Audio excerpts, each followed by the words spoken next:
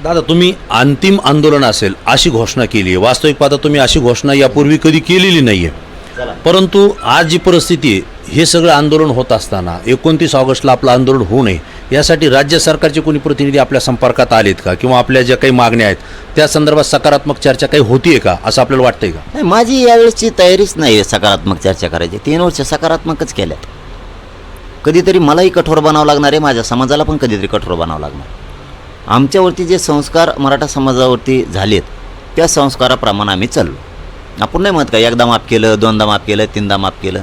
मराठी माफ करतात, पुन्हा नाही करत. तसं तुम्हाला सकारात्मक चर्चा केली, वेळ दिला, 3 वर्ष होते उद्या 29 ऑगस्टला, याच्यापेक्षा मराठा नाही देऊ शकत. कारण आम्हालासुद्धा मर्यादा आहेत. आमचे पण लेकरं बाळं शिकायचे, आमच्या लेकरं बाळांना नोकऱ्या घ्यायच्या. आज शिक्षण महाग झालं आहे, त्यामुळे आता सकारात्मक नाही. 58 लाख नोंदी, त्याचे प्रमाणपत्र मला पाहिजे. ह्याच आंदोलनात 8 दिवसांनी देतो ना, 15 दिवसांनी देतो ना, फातो नाही. सुरू अधिकारी तुमच्यात गावात आहेत, एका घंट्यात देऊ शकता तुम्ही. तुम्हाला 58 लाख नोंदी सापडलेल्या माहिती आहेत. तुमच्या नुसत्या तलाट्याला आणि ग्रामसेवकाला सांगायचे, त्याला सांगा अर्ज करायचा तहसीलला, त्याची नोंद सापडली म्हणा. का होत का नाही द्यायचं नाही. मराठा कधीच मोठा नाही झाला पाहिजे इतका द्वेषी, आणि 75 वर्षानं उघडा पडला. आमचे कोण हे 75 वर्षानं उघडं पडले. गोड बोलणारे रोज येतो, दादा ना आप्पा न म्हणणारे रोज येत. खरे शत्रू मांडीला मांडी लावून बसलेले होते. पण याच्यामध्ये आमदार प्रसाद लाड असतील, जे मुख्यमंत्र्यांचे प्रतिनिधी म्हणून आपल्याकडे 1-2 वेळेस आले, त्यांनी शब्द दिला. कारण उन्हाळ्यामध्ये आपण रणंत्या उन्हामध्ये आंदोलन केलं होतं. उदय सामंत साहेब, जे की शिंदे साहेबांचे अत्यंत जवळचे आहेत, आणि राधाकृष्ण विखे पाटील, हे तिघही प्रयत्नात होते, अनेक आश्वासनही दिले. आणि आता मात्र तुम्ही घोषणा केल्यानंतर ते आलेले किंवा भेटलेले या ठिकाणी दिसत नाही आहेत. नेमकं काय? तोंड दाखल जागा. त्यांना माहिती आहे येलं येडं आहे मराठ्याचं. मराठ्यासाठी प्युअर येडा झालेलो आहे मी, आणि खऱ्यानं झालेलो आहे. राजकीय येडा असतो तर टिकलो बी नसतो. मी समाजासाठी येडा झालेला आहे, नेत्याला माहिती आहे. याला पैसे लागत नाहीत, याला पदं लागत नाहीत, हे फुटतं नाही, हे पुऱ्या नेत्यांना माहिती आहे. तोंड दाखल जागा. काय म्हणणार ती येऊन, काय म्हणणार? मान काय उपयोग आहे त्यांचा मरमर करून? लाडभाऊचा काय उपयोग आहे मरमर करून? विखे पाटलाचा मरमर करून काय उपयोग आहे? काय उपयोग आहे का? फडणवीस शिंदे मिळूनच देत नाही. काय उपयोग आहे उदय सामंत साहेबाची मरमर करून, लाडभाऊची मरमर करून? काय उपयोग आहे? याच्यामध्ये तुम्ही बोलताना असं सांगितलं होतं की ह्या आंदोलन करत असताना माझ्याच विरोधात मराठा समाजातले काही लोक आंदोलन करायला बसवले जात आहेत, काही ओबीसीचे नेते जाणीवपूर्वक पुढं केले जात आहेत. हे असं चित्र सध्या आपल्याला पाहायला मिळतंय का, आणि ह्याच्या पाठीमागं नेमकं कोण आहे? आता एकनाथ शिंदे साहेबाच्या ऑफिसला बैठका होत्यात ना, महान नेते त्यांच्या ऑफिसला बसलेले असतात. खूप त्यांचे ते बाळासाहेब भवन आहे, तिथं बैठका होत्यात. मराठ्यांच्या अंगावर चढून द्यायच्या. त्यांना ज्यांनी गोड्या लावलेत तेच त्यांच्या ऑफिसला आहेत. मराठ्यांचं आरक्षणात वाटोळं करण्यासाठी ते ऑफिसला आहेत. हे जगजाहीर पुरा महाराष्ट्रानं बघितलं ना, मी का सांगतो थोडंच. आणि मोठं केलं मराठी. ज्यांनाही घेऊन बसतात त्यांनी नाही, त्यांनी एक मतदान नाही केलेलं. ते ज्याला घेऊन बसतात ना, मतदान नाही केलेलं. मराठ्यांच्या लेकरांना तळ तर उचललेलं आहे शिंदेंना. आणि शिंदे इतकं पाप करायलेत, तळतळाट गोरगरिबाचा घेऊन आहे त्यांनी, गोरगरिबाच्या लेकराचा. शिंदे आशीर्वाद नाही घेता आला तर घेऊ नये, तळतळाट घेऊ नये. गरिबांचे लेकरं शिक्षणासाठी इतक्या वेदना सहन करतात. आईबापांना इतका कष्ट आणि त्रास आहे. फीस भरताना कमी पडले ना 10-5 हजार, 100 जणांचे दारं झिजावं लागतात भाऊ. आणि तुम्ही ते तळतळाट घ्यायला फडणवीस आणि शिंदे दोघं बी 52 कोळ्याच्या 66च्या हाताने. सोडणार नाही मी यांना. मी माझ्या जातीकडून कायम आहे, आणि माझ्या सगळ्या मराठ्यांना ते कळालं. राजकारणी मराठ्यांना सुद्धा माहिती आहे भाजपच्या मराठ्याला आरक्षण लागणार नाही काय. त्यांच्या लेकीबाळी शेद्या त्यांना म्हणते ना, आपली सत्ता असून आमच्या शिक्षणाचं नोकरीचं वाटोळं झालं आहे. त्यांच्या लेकरा बाळासाठी लढतोय मी. शिवसेना राष्ट्रवादीच्या लोकांना लागणार नाही का? सत्ता तुमच्या पोराला नोकरीला लावणार आहे का? पोरीचं शिक्षण माफ करणार आहे का? फीस माफ करणार आहे का? सत्ता आहे म्हणून समाज डावावर नसतो लावायचा. राजकारण भाग वेगळा, समाज आणि आरक्षण भाग वेगळा. एकदाच आरक्षण मिळून द्या करा ना राजकारण. त्यांच्या लेकीबाळी लागणार नाही शिवसेना राष्ट्रवादीच्या, नाही लागणार. त्या लेकी पुरी शादे त्यांना उद्याच्याला आपली सत्ता असून आम्हाला हॉस्टेल मिळाना, आम्हाला फीस माफ नाही, आम्हाला सुविधा नाहीत, आम्हाला नोकरी नाही, 2% आम्ही हुकायला लागलो. काय उत्तर देणार आहे? भाजपमधले मराठी, राष्ट्रवादी शिवसेनेतले मराठी त्यांच्या पोराला पोरीला काय उत्तर देणार आहे? त्यांच्या लेकरा बाळासाठी लढतोय. ते बी मागं राहत नाही त्यावेळेस, ते बी नाही राहत. आता त्यांना कळलं राजकारण वेगळं, आरक्षण समाजविषय वेगळा. बघा तुम्ही आता ह्यावेळेस 29 ऑगस्टला कशी फाईट आहे. आता माझंच उतरितो यांचा. अरे लयच माजडले होय, लयच माजडले. ते बहुमत मराठ्यांनी दिलं आणि ते म्हणते आमचं कोणीच काही करीत नाही. अरे तुम्ही लय येड्या गांडीचे ते मराठी दे. हे जर तरायला लागले ना तुम्हाला कळलं ना आता 29 ऑगस्टच्या नंतर मराठी काय चीज आहेत. सरकार पुढं शानपण चलत नाही का मराठ्या पुढं चलत नाही तुम्हाला आता दिसतं. दादा याच्यामध्ये ओबीसीचे काही नेते नेहमी विरोध करताना दिसत होते, आंदोलन करताना दिसत होते. पण यात 2-4 दिवसापूर्वी एक वेगळं चित्र पाहायला मिळालं. छत्रपती संभाजीनगरमध्ये काही मराठा सेवक आमरण उपोषण करतायत आरक्षणासाठी, परंतु तिथं 1-2 प्रतिनिधींनी माध्यमांच्या समोर बोलताना सरकारच्या विरोधात बोलण्याऐवजी थेट तुमच्या विरोधात प्रतिक्रिया दिल्या. आणि त्याच्यानंतर दुसऱ्या दिवशी मात्र काही मराठा सेवकांनी पुन्हा पत्रकार परिषद घेतली आणि त्यांनी सांगितलं की जरांगे पाटील यांच्याच पाठीमागं आम्ही उभा आहेत, जे इथं चाललं ते चुकीचं चाललं. नेमकी काय घटना घडली आणि ही कशामुळे घडली वाटतं? मी त्यांच्यावर बोलतो का? नाही. मला सरकारला जितका त्रास द्यायचा तितकं सरकार मला त्रास देत आहे. म्हणजे याच्यामध्ये मी माझा त्रास सहन करतो माझ्या समाजाच्या लेकीबाळीसाठी, लेकराबाळासाठी. मी ते का बसले विचारलं नाही, बोललो पण नाही. उलट मी ज्या ज्यावेळेस बाईट दिल्या त्यावेळेस सांगितलं ते बिचारे बसलेत ना, महाराष्ट्रातल्या प्रत्येक मराठ्याला अधिकार आहे बसायचा. बसू द्या ना, समाजासाठीच बसलेत ना, बसू द्या ना. मी एक ब्रहसुद्धा त्यांच्या विरोधात काढला नाही. त्यांनी मला काय बोलायचं ते आता त्यांचा संस्काराचा भाग आहे, त्यांचा विषय. मला जितका त्रास द्यायचा तितका द्या मी सहन करायला तयार आहे. पण मी त्यांच्या विरुद्ध एक ब्र शब्द काढला नाही, कारण मी म्हणलो आहे महाराष्ट्रातला मराठा समाज कोणीही आंदोलन समाजासाठी करू शकतो. आणि मी ही पण शब्द वापरला आहे की ते बिचारे करतायत ना आंदोलन, माझ्या विरोधात कुठं बोलतायत? सरकारच्या विरोधात बोललं पाहिजे. आणि प्रत्येक मराठ्यांनी ज्यांना करायचं त्यांनी सरकारच्या विरोधात बोललं पाहिजे, माझ्या नाही. मी इमानदारी लढतोय, सरकार देत नाही त्याला काय करणार? ज्याच्या त्याच्या संस्काराचा तो भाग आहे. मी समाजावर बोलत नाही. मला जेवढा त्रास द्यायचा आहे तेवढा द्या मी सहन करणार माझ्या समाजाच्या लेकराबाळाच्या कल्याणासाठी. एक विषय याच्यामध्ये असा येतो की सातत्यानं तुम्ही ज्या वेळेस आंदोलन केले त्यावेळेस छगन भुजबळ डायरेक्ट एल्गार सभा घेत होते, जाहीर बोलत होते, पत्रकार परिषद घेत होते. पण आता ह्या मध्यंतरीच्या कालावधीमध्ये पाहिलं तर छगन भुजबळ कुठेही दिसत नाहीत, कुठली प्रतिक्रिया देत नाहीत. हे नेमकं कारण काय? छगन भुजबळ नेमकं गप्प कशामुळं आहे? नाही ते लयच आब्र आहे, हुशार आहे ते. खऱ्यानेच ना लयच आब्र आहे ते. त्याने बरोबर ओळखीले. मराठ्याच्या नादी लागणं नको.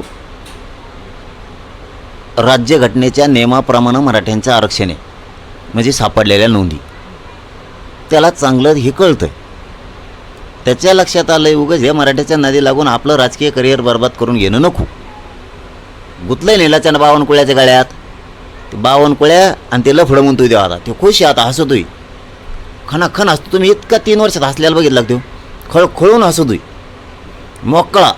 कधीच त्याच्या हसताना पुरे दात दिसलेले नाहीत, यावर पुरे दिसले. तो मोकळा झाला आहे. त्याला वाटतं 52 गळ्यातलं चेन गुतलं हे लईच चांगलं झालं, ताण गेला.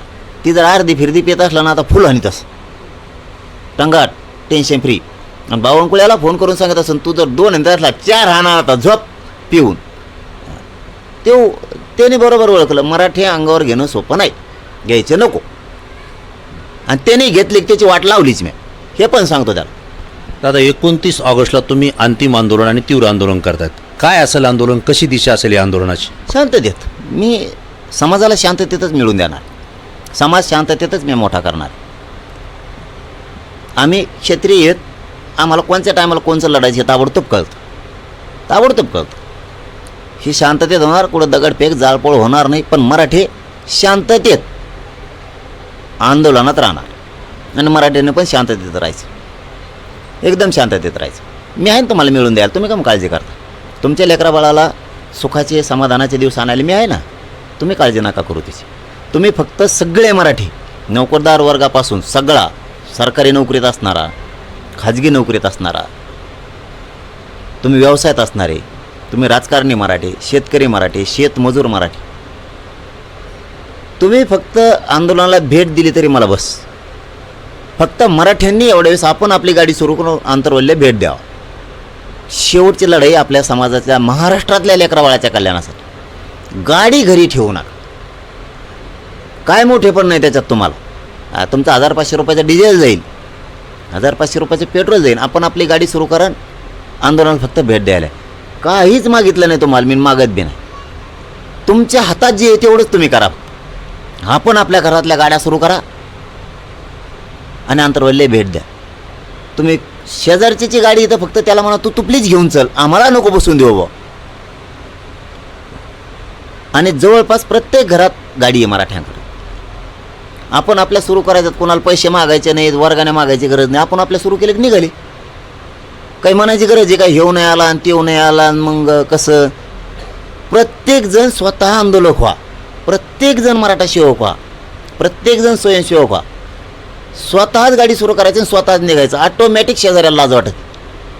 आपल्या शेजारच्या घरातला माणूस गेला, अख्खं गाव आपल्याला म्हणून हे नाही गेला. प्रत्येकजण लगेच आपण आपली दुसऱ्या दिवशी कोणा गाडी सुरू करेल, राहिलेली तिसऱ्या दिवशी सुरू करतील, चौथ्या दिवशी करतील. नको म्हणते ना, आपण नको थांबायचं. आणि प्रत्येक जण याचा साक्षीदार होणारच आहे निर्णायक म्हणलं. कारण मरताना त्याला असं कुणी म्हणलं नाही पाहिजे एवढा मोठा जातीचा लढा झाला, त्याचा साक्षीदार नाही झाला, गावात हिंडलास, इथंच हागत होता पण गेला नाही तू. मरताना त्याच्या आजीने नातानी पण तुम्ही नाव ठेवू नये ना, आमचा आज या लढ्यात नव्हताच भाऊ, गावातच बसून हागत होता. प्रत्येक नातवाला पंतूला पुढे चालून पोराला गर्व वाटला पाहिजे की माझा आजा माझा बाप ह्या लढ्यात साक्षीदार होता. इतकी निर्णायक टोकाची लढाई आली आता मराठा समाजाची. वाटपुळं करायला लागले ते आपले सावध व्हा मराठी.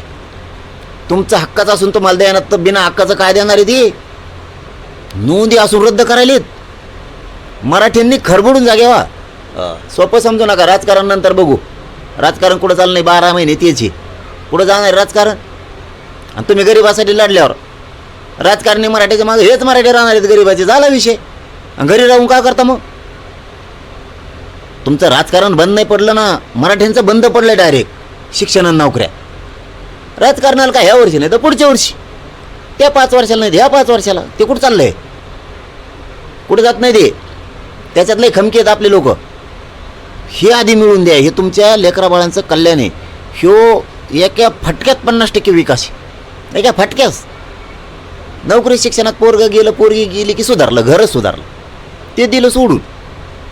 आला आमचा साहेब, आला आमचा साहेब, पळाला साहेबाच्या पुढं, साहेबाच्या मागं.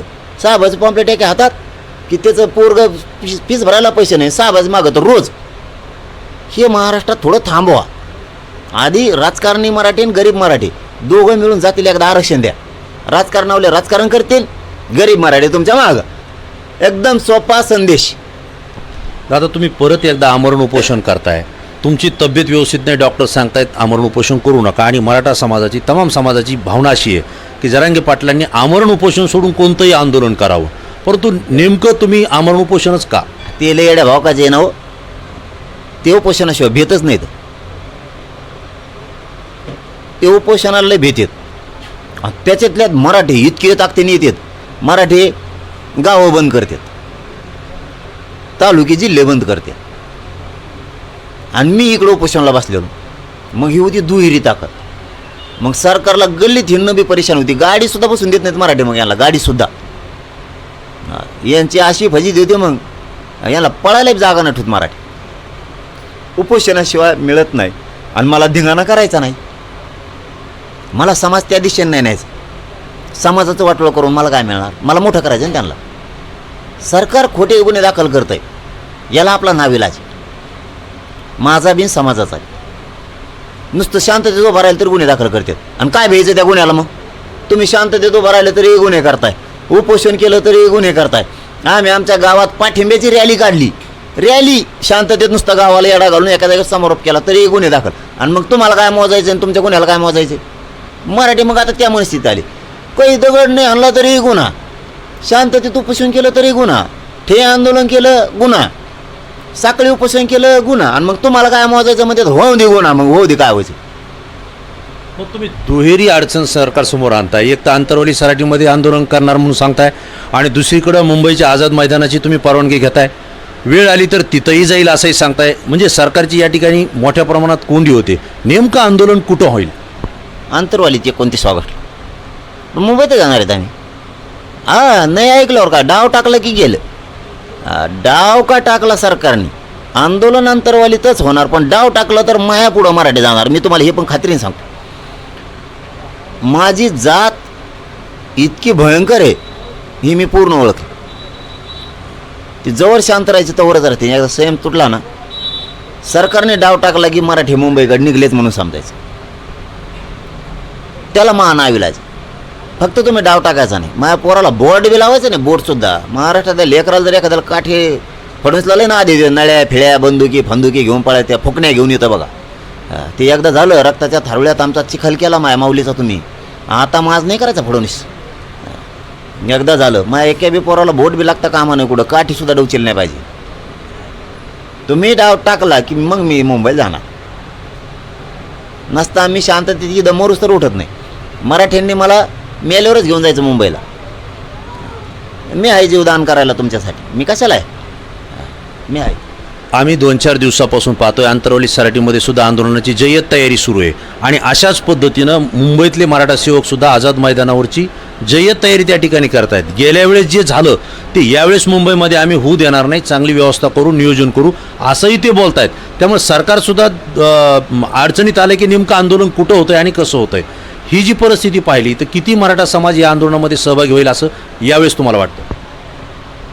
आता नाही वाटत मला मराठी घरी राहते म्हणून. जे आंदोलनात सहभागी आहेत ते तर कायम आहेत. 3 वर्ष झालं कायम पाठ थापडली पाहिजे त्यांची मराठ्यांनी. हो, 3 वर्षात जे मराठी आंदोलनात ते आज बी आहेत. आता लाच कोणाला वाटायली जे आंदोलनात सहभागी नाहीत त्यांना, तर ते म्हणतात आम्ही बी साक्षीदार होणार आहेत बा. आणि माझं पण आव्हान आहे, जे आंदोलनात सहभागी झाले त्यांनी 29 ऑगस्टच्या आंदोलनात सहभागी व्हायचं. पण जे मराठी आत्तापर्यंत सहभागी झाले नाही त्यांनी शेवटच्या क्षणाला कोणास समाज संकटात आला त्या टायमाला सगळ्यांनी समाजाच्या लेकराबाळाच्या बाजूने उभा राहून आंदोलनात सहभागी व्हा. माझंसुद्धा त्यांना विनंतीपूर्वक आव्हान आहे. आता मराठा मागं राहू नका. आणि मराठा मागं राहत बी नाही. पश्चिम महाराष्ट्र जर एवढा खवाळा आहे तर मराठवाड्याचं जाळण आग संघच आहे भाऊ. विदर्भ बी आरक्षण असून म्हणतो तुमच्या लेकराबाळासाठी आम्ही येत. रोज फोन येत, रोज अंतरवली भेटायला येतात खानदेशानी विदर्भातले लोक. रोज कोकणापासून पेट धरलं आता लोकांनी. मराठी लई येणार. मला नाही वाटत याच्यात एकही मराठा या आंदोलनाला भेट दिलेला गैरहजर राहील म्हणून एक. कारण प्रत्येकजण फोटो काढून टाकतोय आपण आपला की मी आंदोलनाला भेट दिली. त्या यादीत ते पण येणार आहेत ह्यावेळेस. आम्ही सुद्धा भेट दिली बा. मग ते कोणत्या कोपऱ्याला उभा असतील नाही पुढं उभा येता आलं तर, पण तिकडून का व्हायना ते फोटो काढून टाकणारच आहे. मी सुद्धा आंदोलनात सहभागी होतो. आणि त्यात काय लाजायचं जातीसाठी लढायला? त्याला काय लाज? राजकारण वेगळं, ही विषय वेगळा. मुंबईतले बांधव तयारीला हपकत नाही. आता मला नाव नाही घेता येत, पर्सनल नाव घेतलं की मग एखाद्याला वाटतं बाबा त्यांचेच नाव घेतले. पण महामुंबईतले अख्खे मराठी तुटून पडले निवेदनासाठी. अख्खे नाराज असले तरी नाराजी सोडून दिली, मतभेद असले तरी सोडून दिली, एक जीव आणि सगळे कामात लागले पुरे. कारण त्यांना एक गोष्ट माहीत, हे कधीही ग्रामीण महाराष्ट्रातले मराठी मुंबईत येऊ शकते, कधी. त्यामुळे त्यांनी त्यांचं निवेदन दिलं, ते सज्ज येतं त्यांच्यानी. आणि मग धोरण तर वेगळंच आहे. आम्ही राज्यघटनेचा संविधानाचा सन्मान करतोय. आम्ही आमच्या पद्धतीनं निवेदन दिले. परवानगी द्या नाही तर नका देऊ. दिली तरी मी बसत असतो, नाही दिली तरी बसत असतो. आम्ही असं केलं आहे का तुम्हाला कागदच नाही दिला आणि मग बसलो? संविधानाचा कायद्याचा सन्मान केला. परवानगी द्यायची नाही त्यांनी ठरवायचं. आपल्याकडे तसलं नसतं. ते परवानगी असून मी धडक निघत असतो. कारण मुंबई आमची आहे ना, आमची नाही का? महाराष्ट्र आमचा आहे, मुंबई आमची आहे, देवेंद्र फडणवीस साहेब आमचे, शिंदेसाहेब आमचे आहेत, वर्षा आमची सगळ्यांची, आपली सगळ्यांची वर्षा आहे. वर्षा बंगला बरं का, आपली सगळ्यांची वर्षा. मी वर्षावर जाऊन बसणार. फडणवीस साहेब नाही कसं काय म्हणतात? आम्ही पोरं आहेत ना त्यांची, ते महाराष्ट्राचे मालक आहेत. ते म्हणणार नाही, म्हणणार नाहीत. त्यांना लई खोलीत अडचण झाली मी वर बसतो स्लॅबवर वर्षाच्या. त्यांना काय अडचण आहे का? त्यांचं टाकीतलं पाणी कमी झालं मी भरीन मोटर सुरू करून. त्यांना काय लोड आहे आमचा? आणि त्यांनी मोठ्यापणानं बसून द्यायला पाहिजे. हे महाराष्ट्रातल्या गरीबात लेकर आलेत, बसा म्हणले पाहिजे ते वर वर्षावर. फडणवीस साहेब आमचे, महाराष्ट्र आमचा, मुंबई आमची, कसं काय नाही बसून देणार ते? सरकार त्यापूर्वीचे आंदोलन थांबेल किंवा जरांगे पाटील आंदोलनाच्या दिशेपासून मागे सरकतील यासाठी काही भूमिका घेऊ शकत नाही का? का घेत नाही? मग कम सरकायच मी कशामुळे सरकारच्या मागं मागण्या जर तुमच्या पूर्ण होत असतील असं पूर्ण झाल्या. सरकार प्रयत्न का करत नाही? का करतात मग ते 58 लाख नोंद सापल्या प्रमाणपत्र का देतो हाताला काय लाखो भरला का अधिकाऱ्याचा रोग आलेत का यांना नोंदी सापडल्या म्हणजे तुम्ही सापडले आम्ही सापडलेल्या शिंदे समिती गठीत तुम्ही केली कायद्याचे सगळे अधिकार तुम्ही दिले हां आणि मग तुम्हाला प्रमाणपत्र द्यायला काय झालं 58 लाख घेतले सुट्टी नाही भाऊ प्रमाणपत्र यावेळेस 58 लाखाचे गॅजेट बी सगळे घेतले आता सुट्टी नसती ते खेळ झाला आता बस स्वयं क्षमता संपली आमची आता नसतं ते आता देवपाल सगळं द्यावं लागणार आहे फडणवीस साहेबाला देवबाप्पा म्हणलं त्यांना आणखीन त्यांना लगेच दुखन त्यांचं आता देवबाप्पा चांगलं नाव आहे ना का वाईट आहे कधी आपल्या इकडे खेड्यात बघा बरं तुम्ही आपण आपले देवबाप्पा गावागावात आहेत आपल्या सगळ्याचे आपण जर म्हणलं पाय पडू द्यावा ते लगेच कल्याण म्हणतो तिकडून देवबाप्पा आपलं हे कल्याण म्हणा काहीच म्हणा नाही.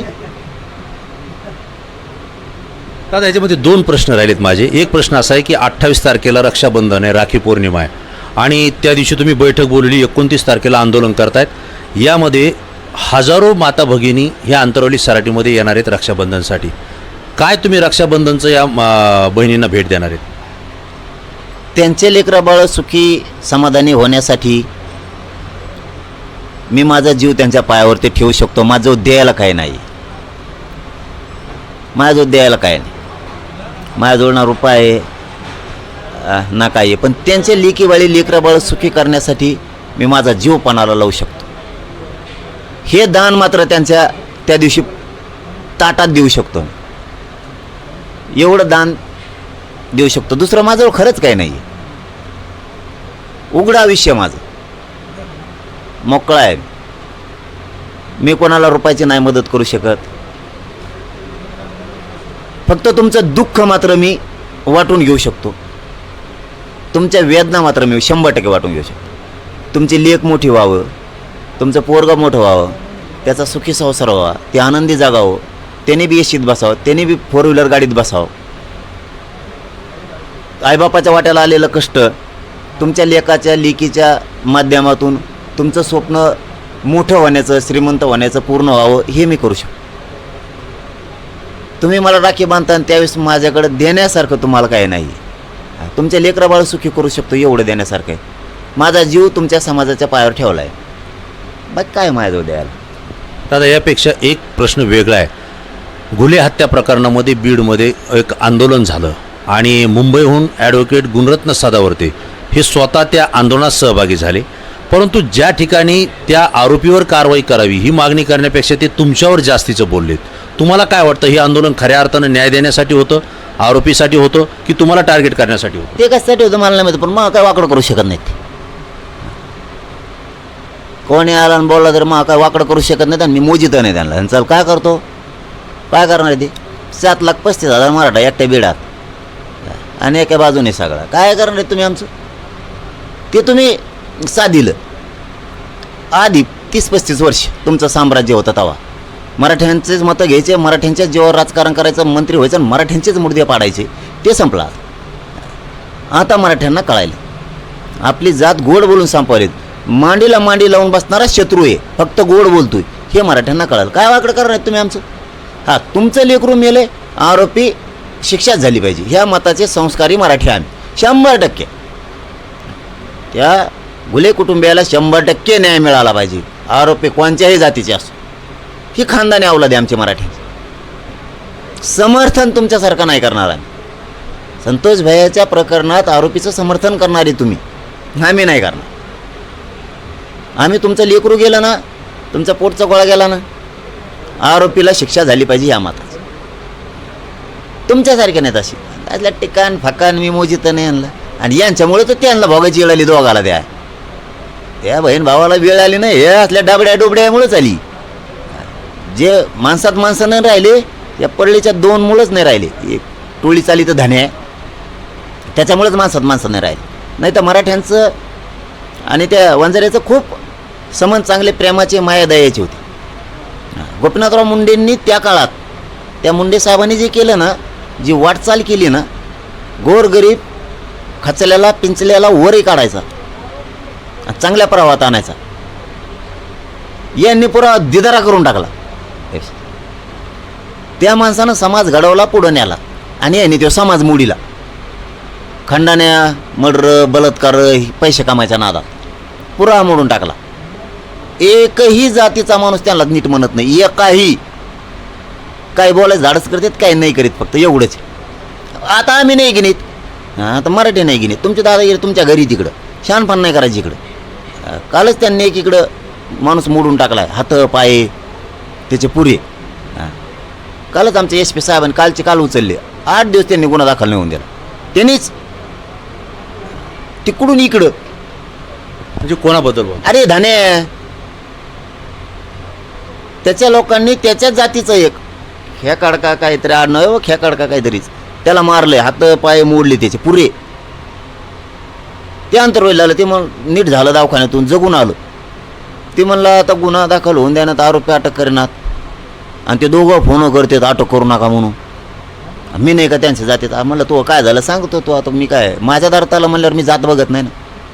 काल आमच्या SP साहेबांनी जालन्याच्या लगेच ॲक्शन घेतली, उचलून आणले लगेच. दादागिरी फादागिरी तुमची. ते दिवस गेले भाऊ, ते आता घरी झोपायचं गपचीप. आणि मराठीत नाही लागलं तर व्यवहार करीन आणखीन तुमचा. ते दिवस संपले तुमचे. आता अन्याय केला ना, नीतिमत्ता दम नाही झाली. नीतिमत्ता तुम्हाला टिकविणार एक दिवस. आणि तुम्ही माझ्या जितकं नाही लागताना तितकं संपणार. तुम्ही मोर्चे काढा, काही करा, तुमच्या लेकराला न्याय मिळाला पाहिजे, आमचं काही मत नाही. आम्ही सुद्धा आमच्यासाठी काढणार, काढतेत मराठीसुद्धा. पण असे समर्थन नाही करीत चुकीच्या माणसाचं आमच्या मराठी. तुम्ही करता. आता ते बी ऐकायला मिळालं कालपासून पुन्हा की ते बलात्कार झालेली ती माऊली, ती महिलासुद्धा उपोषणला बसणारी अशी माहिती कळाली. तिचं बी बलात्कार करणारा आरोपी अटक झाला पाहिजे ना. तसं बीडचं SP खंडपे आहे, ती चुकीच्या माणसाला सोडतच नाही ना. त्यात बी फरार आहे ना कुणीतरी. धान्यानेच फरार केला ना वाटतं देव. त्या माऊलीवर बी बलात्कार झाला, ती गुन्हा दाखल असून आरोपी अटक नाही. धान्यानेच फरार केलं जाऊन. ते बी उपोषणला बसणार आहेत अशी मला काल माहिती मिळाली कलेक्टर ऑफिसला. तिच्या न्यायासाठी तिच्यावर जर बलात्कार झाला म्हणलं तर ती कसं का नाही बसणार.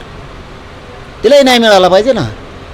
तुम्हाला वाटतं दादा तो फरार आरोपी पकडेल? कारण संतोष देशमुख हत्या प्रकरणातला एक आरोपी अजूनही फरार आहे.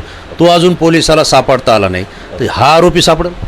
SP आल्यापासून बराच बदल झाला आहे. SP बीडचे ना जात बघतेत, ना नेता बघतेत, ना कोणाचे दादागिरी बघतात. मला जिथपर्यंत माहिती आहे तिथपर्यंत जे खरं आहे ते माणूस लगेच करतो.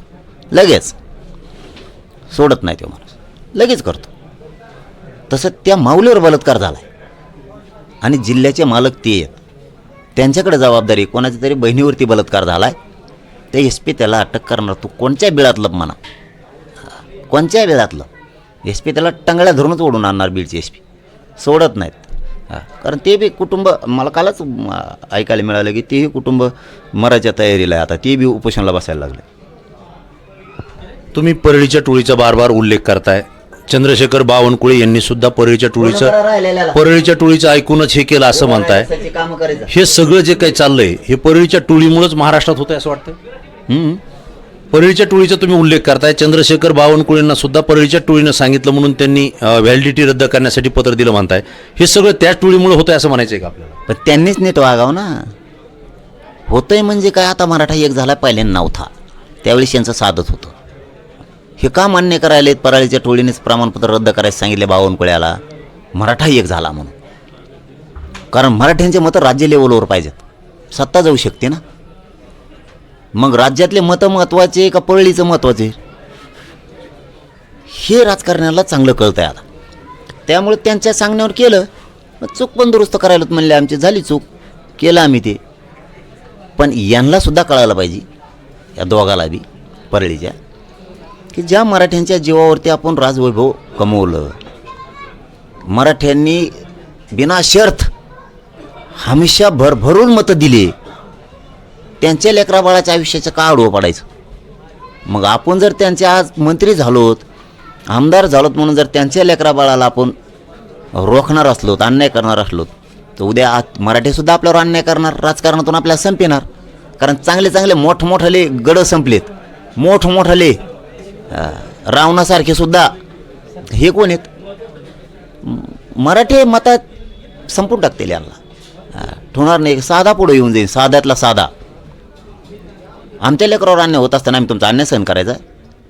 एवढं सोपं समजता का आम्हाला तुम्ही? एवढं सोपं समजू नका. तुमजवळ जे आहे ते आमजवळ बी आहे. काही काळजी करू नका. फक्त तुम्हाला दाखायची सवय आहे. आम्ही दाखवत नसतो मराठी. हां, आमजवळ बी मोटरसायकल आहेत, तुमजवळ बी आहेत. फक्त तुम्हाला वाकडे तिकडे ढुंगणं करून आणायची सवय. हां, आम्हाला फक्त ती सवय नाही आहे. आम्हाला बी हाणता येते.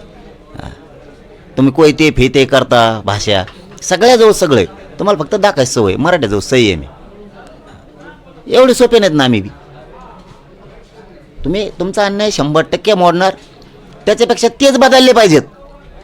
नको मराठीचं वाटा जायचं. ह्याच मराठ्यांनी आपल्याला मोठं केलं. जिल्ह्यात राज्यात आपला दबदबा आहे तर मराठ्यांमुळे. कोणाच्या एका जातीवरती दबदबा नसतो. मराठ्यांनी सुद्धा तेवढीच ताकद पुरलेली तुम्हाला, तेवढीच. तुमच्यावर संकट आलं की त्या ताबडतोब मराठासुद्धा धावलेला आहे. आज तुम्ही फक्त जातीसाठीच काम करायला आणि मराठ्याने बळ दिलं तुम्हाला इथून मागे. त्याचं काय? त्याचं काय? प्रत्येक प्रश्नाचं उत्तर जरांगे पाटलांनी या ठिकाणी सडेतोड आणि रोखठोकपणे दिलं आहे.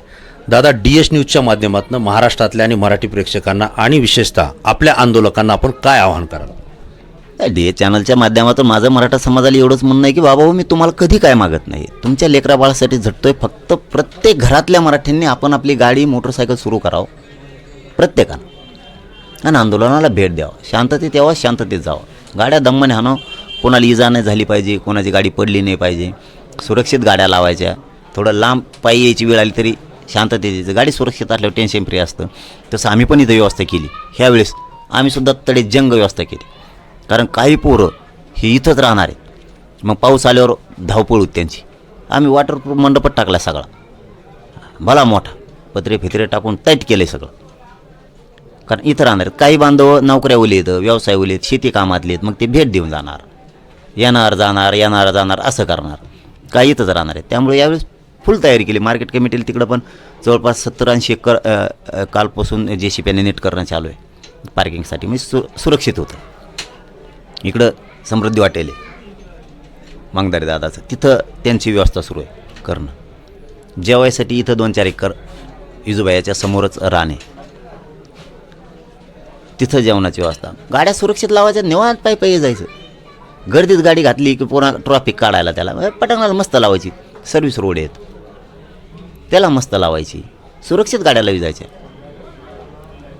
आम्हीसुद्धा खूप व्यवस्था केली. आज गोदापट्ट्याची बैठक आहे. आता प्रमुख गोदापट्ट्यातले 123 गावातले लोक बोलवले. कारण आम्हाला संधी आहे. महाराष्ट्रातले लोक येतात. 4 घास खाऊ घालायची, मराठा समाजाची सेवा करायची. वर्षानुवर्षातून कधी कधी आपल्याला बी संधी येत असते. देवाने आपल्याला तरी काय कमी केलं आणि 2 घास कोणाला खाऊ घातले नाही. आपल्याला काय देव कमी करणार आहे. म्हणून आता गोदापट्ट्यातले सगळं नियोजन, आम्ही पाण्याचं नियोजन, जेवणाचं नियोजन, येणारा जाणारासाठी सगळ्या सुविधा, आम्हाला स्वयंसेवक, हे सगळ्या टीमा तयार होतील. आता रात्रंदिवस स्वयंसेवकाला राहावं लागेल, गावाला राहावं लागेल. गाव आणि तसे आमचे गोदापट्ट्यातले गाव सगळे सतर्क आहेत. एवढा मोठा मराठा समाज यायचं म्हणलं की तेही आनंदित होतात की आपलेच भाऊबंद आहेत. आपल्या गावाकडे यायलेत पाहुणा रावळा म्हणून. आपण 4 भाकरी खाऊ घालायच्या. आपल्याला संधी आली. काम एक दिवस लेट करू, पण समाज इतक्या लांबून आला तर आपण समाजाला सेवा करू. आम्ही आता टँकरची, पाण्याच्या, राज्यातले बी मराठ्यांचे मोठाले लोक पाण्याच्या बाटल्या पाठवायलेत. आता कुणी जेवणं पाठवायलेत. मी फक्त समाजाला ते पण सांगितलं. DS चॅनलच्या माध्यमातून पुन्हा सांगतो की बाबा रे, पैसे देऊ नका गाड्या कोणाला. ते वर्गणा फरगणेच लफडे नको. ज्याला कोणाला काय जेव घालायचं आहे, बिस्किट पोडा द्यायचा आहे, कोणाला जेव घालायचं, तुम्ही माणसं पाठवा आणि ते करून खाऊ घाल. हे ते लफडे नको. पैशामुळं वाईट संबंध होते. उगा फाळके हाणाहाणी नको. पुन्हा दुकानदाऱ्या सुरू, ते कुठं नको. जे आणि लय समाजदान सुरू हो, काही कमी पडू देत नाही काहीच. आपण फक्त निष्ठावान असायला लागतं. आपण फक्त प्रामाणिक असायला लागतं. आपण आयुष्यच, शिंदेसाहेब तुम्हाला सांगतो, आपलं आयुष्यच सार्थक केला. ह्या समाजाच्या पोटी जन्म घेऊन ना लयच भरभरून समाज देतो. काहीच आशाची गरज नाही. पदं कामायची, पैसे कामायची आशा धरायची गरज नाही. हेच काही पडून देत नाही. माझ्या बाप जन्मी बघितले असते का मी काही असं. लागले जिंदगी सार्थक. आयुष्याचं कल्याण झालं आपल्या. आणि आपलं बी आयुष्य या समाजाच्या पोटी जन्माल्यामुळं आपण लेकराचं बी आयुष्याचं कल्याण केलं. समाजाचं 2-2 कोटीच्या गाड्या देतात मराठी बसायला. 2-2 कोटीच्या सायकलची चक्कर देत नाहीत भाऊ माणसं इथं. चक्कर एक मोटरसायकलची. हे सत्य. प्रामाणिक काम केल्यावर तेवढा दिलदार समाजसुद्धा आहे. हो, हे उघड्या डोळ्यानं महाराष्ट्र बघतोय. आता ते एक मराठ्याचं मध्ये आलता आता 2 दिवसापूर्वी हॉस्पिटलला, ती मला माझं 28 कोटीची गाडी, तीच घेऊन जा म्हणे दौऱ्यात. समजून घ्या भावना लोकांची, प्रामाणिकपणात काय ताकद आहे. तुम्ही पैसे पदं घेतले असते तर समाजाने गिनलं असतं तुम्हाला. समाजाच्या लेकराला जीव लावा. समाज बी म्हणतोय बघू आरक्षण एक दिवस लेट मिळत, पण फक्त आपण एकमेकाशी गद्दारी नाही करायची. मी समाजाची गद्दारी नाही करत. काय कमी पडून देतोय इथं? का तुमच्या माझ्या जेवायला कमी पडतं? पाण्याच्या बाटल्या कमी पडतात का? इथं पैसे कमी पडत आहेत? आता नुसतं निवेदन होऊच तरच बघा गोदापट्ट्यातील लोक सगळी तयारी करतात. आणि कधी काही वर्ष 2-3 वर्षातून आपल्याला एखादी संधी मिळत असतील समाजाची सेवा करायची, हमेशा नसतंय. मग आता आमचे 123 गाव आहेत, आपल्याला महाराष्ट्रातल्या समाजाची सेवा करायची संधी आली, आणि काय कमी पडणार आहे? आणि काय एखाद बार पाऊस नाही पडला तर मग नाही का पीक जळत आपलं, मग आपण कणतो का कोणाच्या नावाने? आता सरकारने आपण विमा भरायला असून आपले पैसे नाही दिले, काय केलं सरकारचा? आपल्या जातीसाठी आपण जर 2 रुपये खर्च करतोय, काय कमी पडणार आहे? पुरं राज्य म्हणतं ना गोदापट्ट्याने बिना जेवणाचं येऊ दिलं नाही, बिना अन्न पाण्याचं येऊ दिलं नाही, नाव कामवू ना. आपला बाप मराठा समाज आहे आणि ते जर आपल्या दारात आता पाहुणे रावळे म्हणून यायला लागलेत, आपण का सेवा करायची रे?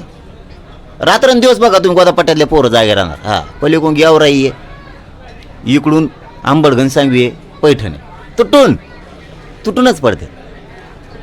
झोपत येत बी रात्रंदिवस इथंच आणि जागे बी रात्रंदिवस इथंच राहते. कमाल नाही, लय कसरत करतात पोरं. आणि माझं पुन्हा मराठा समाजाला आव्हान आहे की प्रत्येकजण स्वयंसेवक बना. इथं आल्याला एकमेकाला पाणी द्या, एकमेकाला जेवायला असलं देत जा. कोणाची गाडी पंक्चर झाली, पंक्चर काढू लागा, गाडी उचलू लागा, डिझेल संपलं एकमेकाला देऊ लागा, एकमेकाला मदत करत चला. वाट नका बघू कोणाची. कोणाचं दुखायला लागलं ॲम्ब्युलन्समध्ये टाकून लगेच त्याला रस्ता द्या. हे आपण आपलं शिकायचं. फक्त आंदोलन शांततेत करायचं. आणि एकाही मराठ्यांनी यावेळेस हे शेवटचं निर्णायक आंदोलन घरी राहायचं नाही. आपण आपली गाडी जी असेल ती, रिक्षा असू दे, नाही तर टेम्पो असू दे, ट्रक असू दे, नाही तर तुझ्याकडे मोठा ट्रॅव्हल असू दे, नाही तर मोठ्या स्कॉर्पिओ असू दे, तुझ्याजवळ काही बी असू दे, मोटरसायकल असू दे, तर टमटम असू दे, पिकअप असू दे, आपण आपलं सुरू करायचं ना अंतरावलेली यायचं भेट द्यायला आंदोलनाला. हे मात्र प्रत्येक मराठ्यांनी करायचं. धन्यवाद दादा, तुम्ही DS न्यूजच्या माध्यमातून तमाम महाराष्ट्रातल्या प्रेक्षकांशी संवाद साधला आणि आंदोलनाची किती जोरदार तयारी हे सुद्धा आपण या ठिकाणी पाहिलेलं आहे. आपण या ठिकाणी थांबूयात आणि जे आंदोलनाच्या संदर्भात नियोजन होईल, आंदोलन होईल, तीही माहिती DS न्यूजच्या माध्यमातून आपल्याला वेळोवेळी दिली जाईल. धन्यवाद.